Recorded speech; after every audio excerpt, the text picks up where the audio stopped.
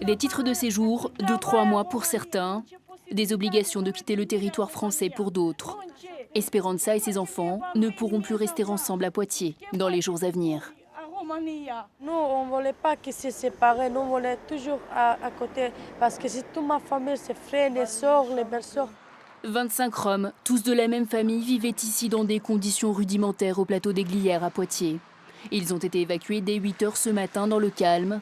Les forces de l'ordre les ont ensuite conduits dans un gymnase du centre-ville où ils ont été pris en charge par des associations. Ce matin, donc, on leur a proposé tout ce qui est boissons chaudes, un café, thé, des encas, un sandwich, confiture, etc. Pour ce midi, donc, on va leur prévoir des repas pour pouvoir trouver en tout cas un hébergement pour ce soir.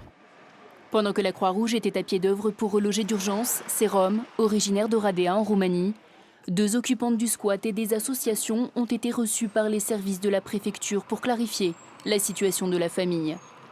12 personnes seront relogées dans une maison à Poitiers. Les 13 autres pourraient être expulsés du territoire français. Je suis déçue et puis surtout je me dis est-ce que c'est pas une façon de démonter le travail d'insertion qui a été fait justement parce qu'il y a un travail d'insertion, ces personnes-là sont insérées, elles sont poitevines, elles ont une vie de quartier, elles avaient une vie de quartier. Je pense que ceux qu'on garde à Poitiers, ils ont vocation à s'insérer. S'insérer, ça commence par respecter les lois de la République. Donc quand on a affaire à certains chefs de famille qui ont régulièrement des problèmes avec la police et la gendarmerie, je ne pense pas qu'on peut considérer qu'ils témoignent d'une volonté farouche de s'intégrer. Les familles, contraintes de quitter le territoire français, ont déposé un recours auprès des services de l'État.